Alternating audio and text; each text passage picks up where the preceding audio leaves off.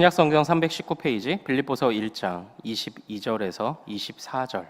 그러나 만일 육신으로 사는 이것이 내 일의 열매일진데 무엇을 택해야 하는지 나는 알지 못하노라. 내가 그 둘 사이에 끼었으니 차라리 세상을 떠나서 그리스도와 함께 있는 것이 훨씬 더 좋은 일이라 그렇게 하고 싶으나 내가 육신으로 있는 것이 너희를 위하여 더 유익하리라. 아멘. 자, 오늘 성도 어둠을 밝히는 빛이라는 제목으로 은혜를 나누도록 하겠습니다. 우리 예수님이 십자가에 달리실 때에 제자들은 어떠했습니까? 제자들은 대부분 도망을 쳤습니다. 물론 예수님의 어머니인 마리아를 끝까지 붙들어 주었던 주님께서 사랑하시던 제자와 같은 그런 요한 같은 사람도 있었지만 많은 제자들은 뿔뿔이 흩어져 있었습니다. 그런데 예수님이 부활하신 이후에 그 제자들을 찾아가셨습니다. 성경 안에서 보면요, 그들이 어느 한 곳에 모여 집을 꽁꽁 닫았다고 되어 있습니다. 그런데 부활하신 주님이 나타나셔서 어떻게 했죠? 바로 못에 찔리고 창에 찔린 손과 발 그리고 옆구리를 보여주셨습니다.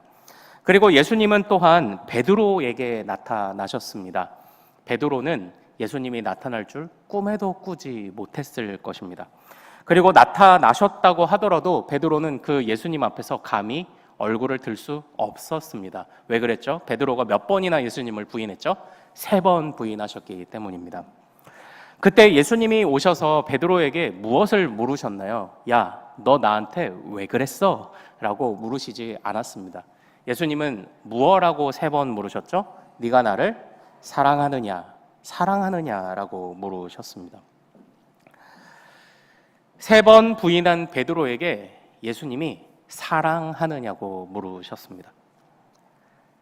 그 말씀을 들은 베드로는 첫 번째, 두 번째는 어떻게 보면 습관처럼 주님이 아십니다. 내가 사랑하는 줄을 아십니다. 라고 그렇게 대답을 했는지도 모릅니다. 그런데 예수님께서 3번째 말씀을 하실 때 그는 앞선 2번 또는 그가 이전에 고백했던 것과 다른 마음으로 고백할 수밖에 없었습니다. 왜요? 이전에 그렇게 습관적으로 고백했던 자기가 배반을 했거든요. 그런데 주님이 그 3번 배반한 나에게 3번째로 사랑하느냐고 물으실 때에 베드로가 이렇게 말합니다. 근심하여 이르되. 베드로는 그 순간 무언가 깨달았던 겁니다. 3번 부인한 나에게 3번 사랑의 고백을 하시는구나. 고백을 원하시는구나. 그리고 내가 이전에 했던 습관적인 고백을 뛰어넘어 진짜 나의 마음이 어떤가를 물으시는구나를 깨달았을 겁니다. 그래서 베드로는 근심하여 이르시되, 근심하여 아뢰되 이렇게 성경이 이야기하고 있습니다. 그렇게 근심한 베드로는 마지막에 무엇이라고 대답했죠? 네, 주님, 제가 주님을 사랑합니다 라고 그렇게 말했습니다. 사랑하는 여러분, 저는 이 장면이 단순한 베드로의 용서가 아니라 베드로의 구원의 장면이라고 보고 있습니다. 왜 그렇습니까? 구원은 하나님을 사랑하게 되는 거예요. 구원은 하나님을 사랑하게 되는 것입니다.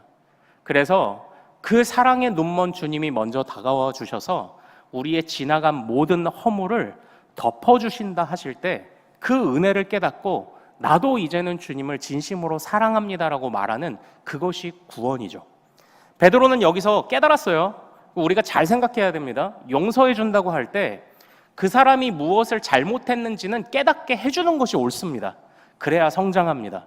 그러나 따지지 않고요, 다시 기회를 주는 거죠. 너는 이런 것들이 잘못됐어. 그러나 분명히 다시 기회를 줄게.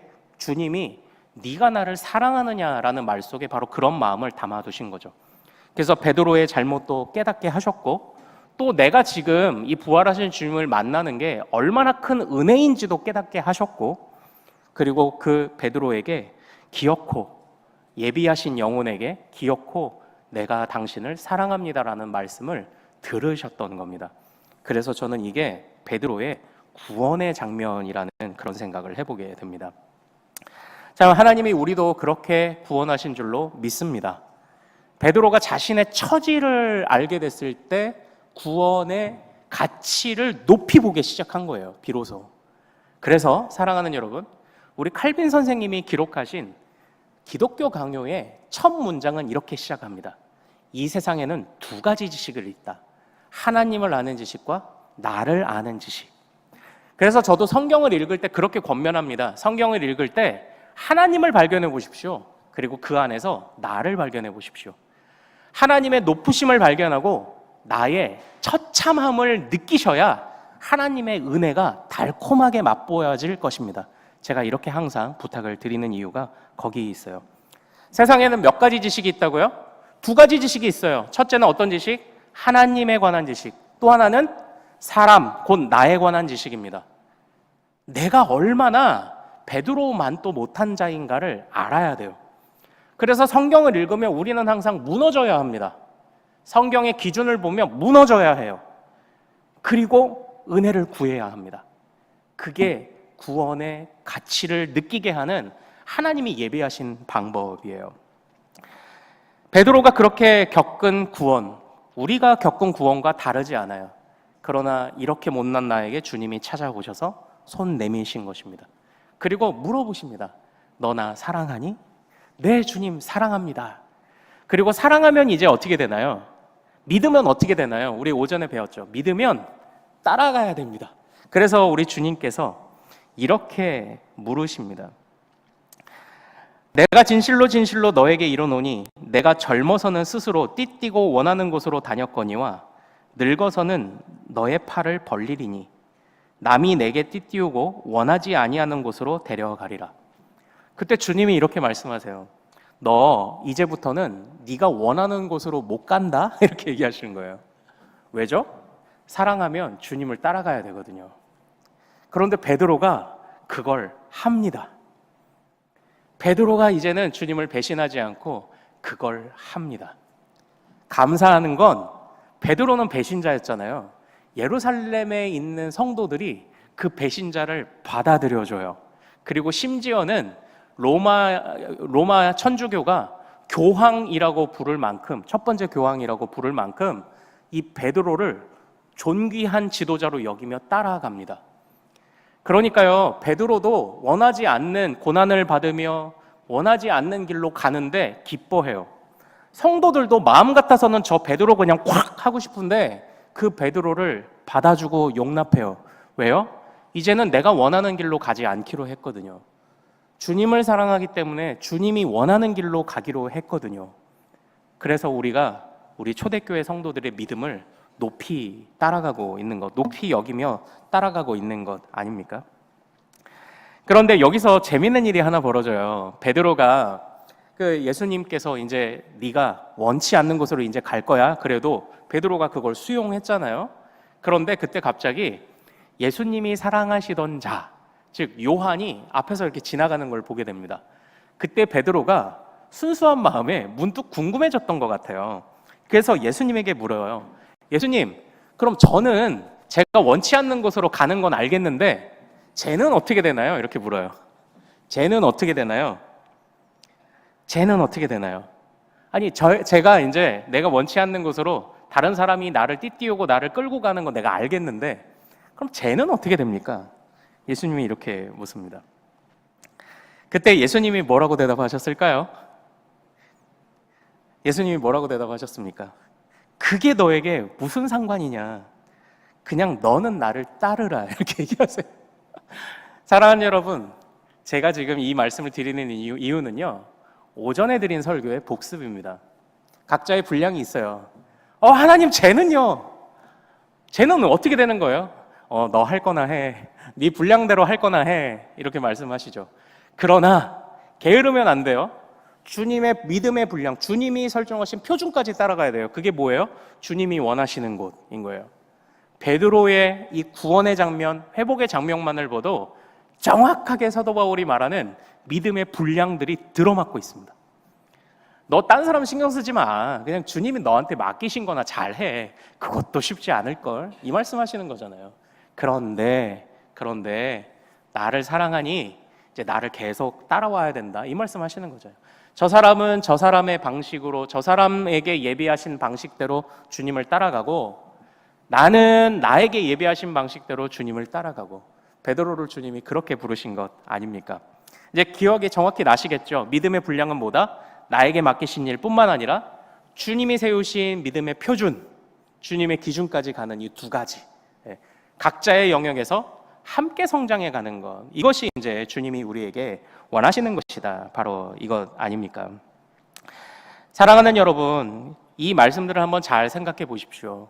우리에게 주신 분량대로 주님이 원하시는 곳에서 살아간다. 그 안에 이제부터 사실은 내가 주인이 아님을 성경은 말하고 있습니다. 내가 주인이 아니라는 사실은요, 사실 충격적입니다. 어렵습니다. 힘듭니다. 이 세상이 우리가 어렵다고 말하는 이유는 내가 주인이고 싶은데 주인이 아니라고 말하기 때문입니다. 물론 하나님 앞에서는 당신이 주인입니다 할 수 있겠는데, 이 세상은 나만 주인이 아니고 다른 사람들은 다 자기가 주인인 것처럼 살아가기 때문에 그게 힘들어요. 어떻게 보면 나만 주인이 아닌 것 같아서 힘들다고 여겨지는 것 같습니다. 그래서 이 사람이 흔들면 내가 흔들리고요, 저 사람이 흔들면 내가 흔들리죠. 사실 우리가 이 세상에서의 삶을 산다는 것이요, 뭐 행복한 순간이 왜 없겠습니까? 이제 저도 자꾸 고난 하는 게 조금 좀 어려운 이야기고, 저보다 더 많은 인생을 살아오신 여러분들 앞에서 제가 고난의 신비를 얘기하는 것도 사실은 부담스럽기는 마찬가지입니다. 그러나 우리가 이 땅에서 살아가는 것은 분명히 어려운 일인 것은 분명합니다. 아니, 주님, 우리를 구원하셨으면은 좋은 데로 이끌어 주시지. 아니면 우리를 구원하셨으면 진짜 나를 그냥 훌렁 가버리시지. 왜 나를 내가 원치 않는 곳으로 자꾸 이렇게 가게 하십니까? 아니, 내가 주님을 사랑하는데 왜 자꾸 나를 원치 않는 곳으로 이끌어 가십니까? 우리가 주님께 한 번쯤은 질문해 볼 수 있잖아요. 오늘 우리가 읽은 본문의 말씀에서 사도 바울도 그런 질문을 하고 있는 것 같습니다. 사도 바울은 1장의 앞절에서 나의 간절한 기대와 소망을 따라 내가 살든지 죽든지 내 안에서 그리스도가 존귀하게 되기를 원하노라고 고백했습니다. 그래서 내가 옥에 갇혀도, 옥에 갇히는 건 사도 바울이 원한 일은 아니에요. 그러나 사랑하는 주님이 원하시는 일이고 이끌으시는 일이기 때문에 순종했던 거죠. 내가 옥에 갇혔지만 이를 통해 복음이 더 진전할 수 있다면 나는 괜찮다고 말했던 게 사도 바울입니다. 그러나 사도 바울이 이렇게 말해요. 주님이 나를 존귀하게 사용하시려면 나를 훌렁 그냥 데려가셔도 좋을 텐데 왜 이렇게 이곳에 이렇게 남겨두시냐라는 겁니다. 그래서 사도 바울이 주님께 묻고 있는 것 같습니다. 내가 이 둘 사이에 끼어 있습니다, 주님. 내가 주님의 그 영광의 나라에 지금 부름받아도 사실 괜찮은데요, 주님 왜 나를 이 땅에 이렇게 놔두신 겁니까? 내가 주님의 영광과 이 땅의 고난 사이에 끼었습니다. 지금 이 이야기를 우리 사도 바울이 하고 있는 것 아닙니까? 그런데 사도 바울이요, 이내 주님께 받은 깨달음으로 이렇게 고백을 합니다. 23절과 24절을 한번 읽겠습니다. 시작. 내가 그 둘 사이에 끼었으니 차라리 세상을 떠나서 그리스도와 함께 있는 것이 훨씬 더 좋은 일이라. 그렇게 하고 싶으나 내가 육신으로 있는 것이 너희를 위하여 더 유익하리라. 아멘. 내가 둘 사이에 끼었고 내가 지금 주님께 훌렁 부름받아서 저 하늘로 승천하는 것이 더 좋지만, 그러나 내가 생각해보니, 주님이 주신 가르침으로 생각해보니 육신으로 내가 이 땅에 옥에 갇혀 있고 고난당해도 이 땅에 있는 게 낫더라고. 왜요? 그게 나에게는 유익이 아닐지 몰라도 너희에게는 유익이니까 라고 이렇게 말하고 있는 겁니다. 다시 말하면 이렇게 표현해 볼까요? 주님이 나에게 이 귀한 구원도 생명도 은사도 주신 이유가 바로 너희를 섬기라고 주셨으니까. 사랑하는 여러분, 여러분들 기억하십니까? 우리가 이전에 은사에 관해서 잠깐 나눌 때가 있었어요. 주님이 주신 은사들이 참 다양하죠. 그러나 은사는 반드시 어디로 연결되어야 한다고 말씀을 드렸습니까? 같이 한번 따라해 볼까요? 은사, 봉사. 네, 같이 한번 크게 해보세요.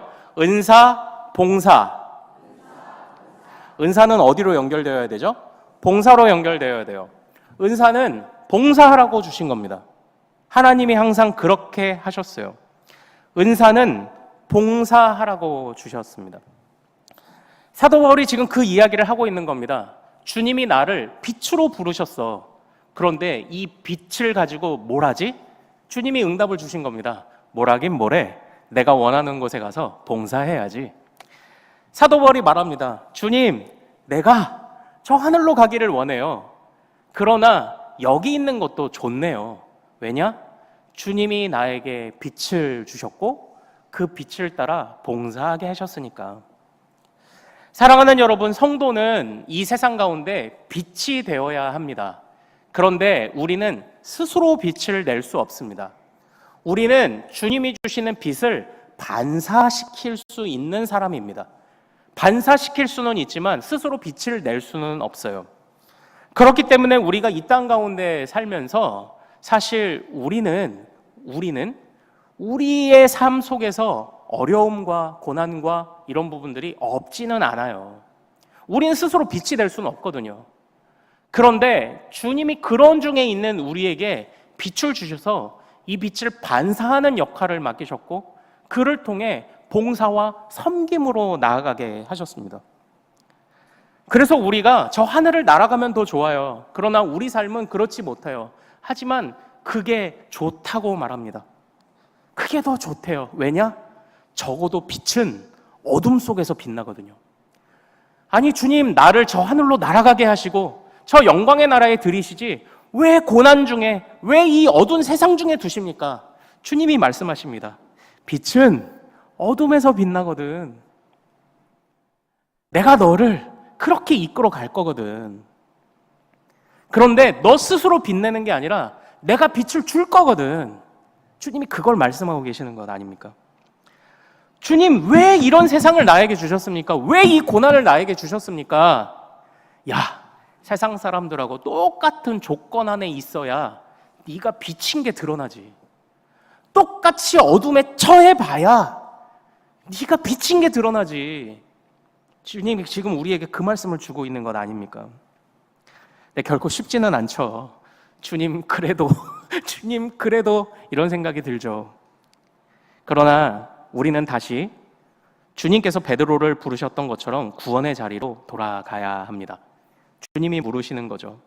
아 주님, 그래도 어둠 속에서 빛이 비로소 빛나는 거 알아요. 다른 사람들과 똑같은 상황 속에서 저 사람은 절망하더라도 나는 소망을 가짐으로 빛이 되어야 하는 건 알겠는데 주님 그래도, 그럼 주님이 뭐라고 하실까요? 야, 내가 너를 구원했던 그 자리로 다시 돌아가 봐라. 내가 너를 사랑한다 했던 그 자리, 그리고 네가 나를 사랑하여 따르겠다고 했던 그 자리로 다시 돌아가라. 주님이 그 말씀을 주시는 것 같아요. 오늘 본문 안에 그것이 다 나와 있는 것 같진 않은데 사도 바울이 주님과 이런 교제를 나누지 않았을까? 예, 저의 그래도 나름 합리적인 상상력입니다. 주님, 저는 주님과 함께 있는 게 더 좋은데 왜 이 땅에 놔두십니까? 주님의 뜻이 있었군요. 내가 성도들과 함께 있으라고 하시는 거군요. 이 성도들에게 주님의 빛을 반사시키라고 하시는 거군요. 이 성도들에게 주님의 사랑을 전하라고 하시는 거군요. 이 성도들에게 주님의 좋은 형상, 주님의 거룩하심을 보여주라고 하는 거군요. 이 성도들과 함께 성장해 가라고 하시는 거군요. 이 공동체를 끌어안고 지체로 살아가라고 하시는 거군요. 사랑하는 여러분, 성도는 이 세상의 빛입니다. 그런데 우리는 그 빛을 어떻게 이해하고 있었나요? 좋은 일, 구제도 좀 할까요? 좋은 일도 좀 할까요? 쓰레기도 좀 주울까요? 그런 일들이 필요합니다. 그러나 부탁드립니다. 고난 중에서 빛이 되십시오. 모두가 똑같은 어둠 속에 거하고 죽을 소리를 하는 중에도 찬양하십시오. 모두가 부르짖으며 하늘을 보며 원망할지라도 감사하십시오. 거기에서 성도는 빛이 됩니다. 모두가 어두워야 빛은 더 빛나는 것입니다. 그리고 빛으로 살기 어렵다면 주님이 그 빛을 우리에게 더 비춰주시기를. 나는 스스로 빛 못 내요. 반사하는 사람일 뿐이에요. 나는 그냥 주님의 거울일 뿐이에요. 못 견디겠다면 울부짖어 주님께서 그 은혜의 빛을 더 비춰달라고 간구하십시오. 성도는 그렇게 이 세상에 빛이 됩니다. 자, 우리 같이 찬양합시다. 우리에겐 소원이 하나 있네. 우리를 사용하소서. 우리 같이 고백하겠습니다.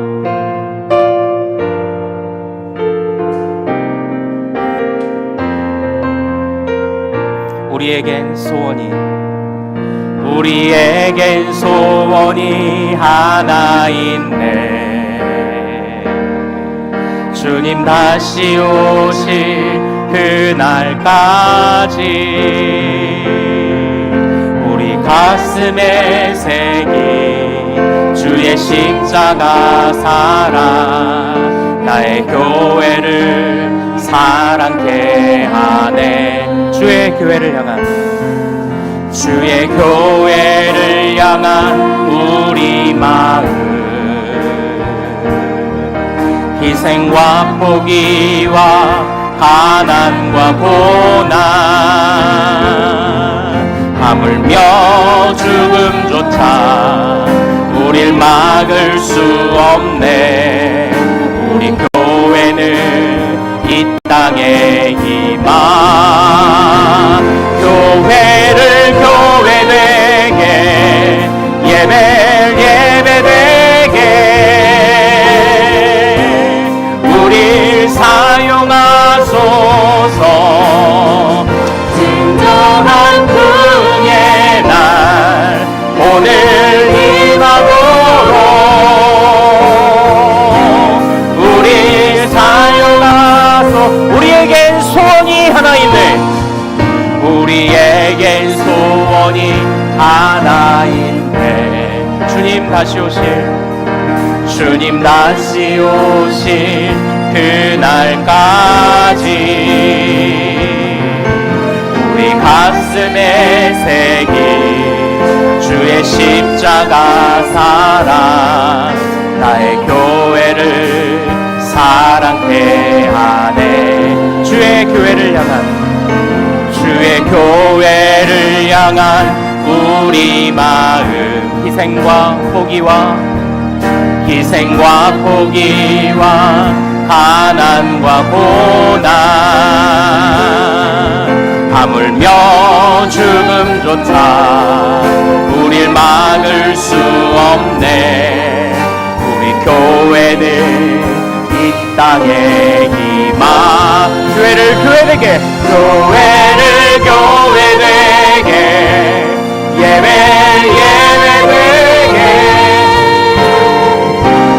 우릴 사용하소서. 진정한 긍휼의 날 오늘 임하도록 우릴 사용한 교회를 교회되게, 예배되게 우릴 사용하소서. 진정한 긍휼의 날 오늘 임하도록 우릴 사용하소서. 우리 제가 같이 말씀을 생각하며 기도하기를 원합니다. 주님, 왜 나에게 이런 일을 겪게 하십니까? 왜 나를 이런 상황 속에 밀어 넣으셨습니까? 주님, 그러나 내가 이제 깨닫습니다. 나를 빛이 되게 하시려는 주님의 뜻, 나의 은사로 봉사하고 섬기게 하시려는 주님의 뜻임을 믿습니다. 하나님, 마음이 어려울 때 다시 주님이 우리를 구원하셨던 그 자리로 돌아가기를 원합니다. 내가 얼마나 못났는지, 그러나 주님의 은혜는 얼마나 놀라운지 그 자리로 다시 돌아가게 하옵소서. 우리 말씀을 생각하며 거룩한 빛으로 살아가길 다짐하며 주여 이름 크게 한번 부르고 기도합니다. 주여!